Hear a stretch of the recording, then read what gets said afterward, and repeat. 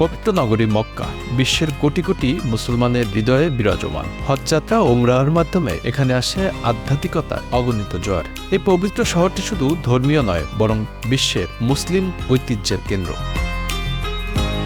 Saudi সরকার এই শহরের আকর্ষণ বাড়াতে বিশাল এক পরিকল্পনা হাতে নিয়েছে। সেই পরিকল্পনার মধ্যে সবচেয়ে বড় এবং আকর্ষণীয় প্রকল্পের নাম কিং সালমান গেট।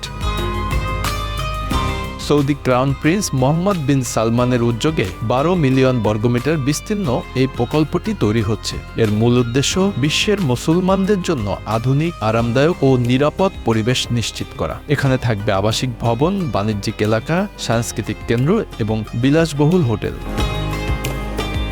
গ্র্যান্ড মসজিদের চারপাশ ঘিরে এই আধুনিক স্থাপত্য নির্মাণ করা হচ্ছে। তার সাথে সংযুক্ত করা হয়েছে শান্তির প্রতীক সাদা পায়রা। প্রকল্পটির মূল আকর্ষণ হল নামাজের সুবিধা।